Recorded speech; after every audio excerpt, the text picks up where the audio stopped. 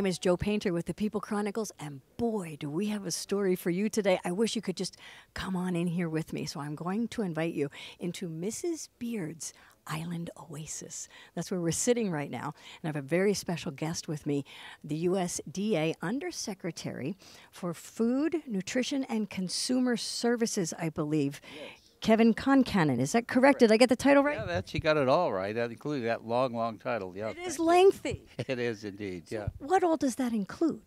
Well, it includes the 15 domestic feeding programs that serve across the United States 1 out of 4 Americans. And wow. One of the largest programs are the school-based programs, school lunch, school breakfast. We even have a program called the Fresh Fruits and Vegetables program that is in schools like this one across the country as well. But it also includes the WIC program, about half the births in the United States, those infants are served in WIC. And the largest program is SNAP, or the food stamp program. Mm-hmm. That serves literally 35 million people, 45 million people, I should say, close to it across the U.S. So, but school meals program, I love, I'd asked our regional folks to say, find a school for me to go to during National School. This is the week across the country. We're celebrating school meals. One of the most important things we do, the school meals program started at the end of World War II when the leaders of the country gathered after the war and said, during that war, we're drafting a lot of people that were so poorly fed they could not handle the rigors of military training. And they said we should have a policy of school meals. So that's the origin of the school lunch program.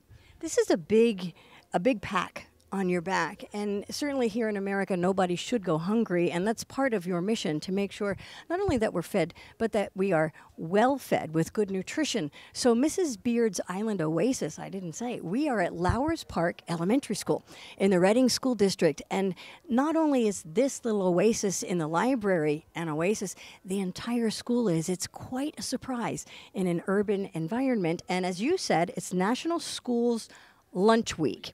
So as you asked your staff, you charged them with, go out into the region and find me a school to come to.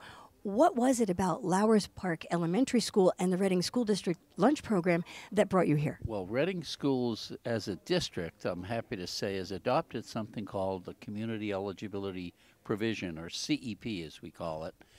And that has been available nationally. This is only the second year across the United States, made possible by federal law that was passed a few years ago, based on a pilot, actually, project that went on in the city of Philadelphia for a number of years that basically proved and showed that if you provide meals, breakfast, lunch, to all of the students in schools like this, where you have high percentages of low-income students, everybody benefits in that regard. One, for example, breakfast in the classroom, which they practice in this school.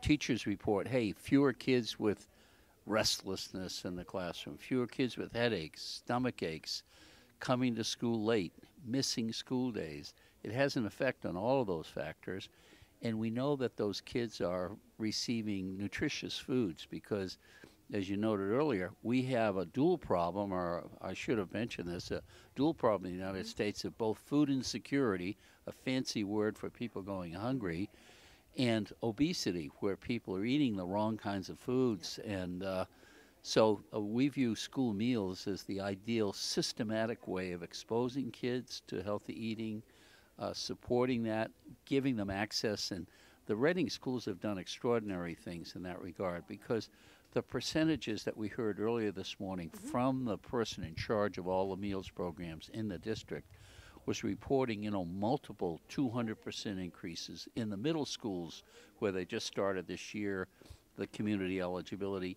It also means that every child is made available, accessible to the meal. There's no distinction between this child over here receives the meal free, this child receives it subsidized, this child pays for it.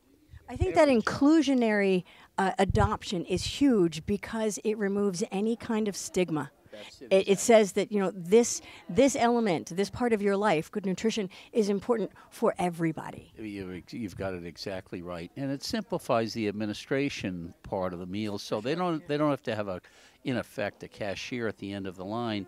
All of the food service staff can focus on the meal preparation and then encouraging kids. Most of us growing up, particularly if it's a new or different food, we need somebody to nudge us in the direction. Here, try it. You'll like it. Try it. You'll like it. I have to ask you, Kevin. Wait a minute here.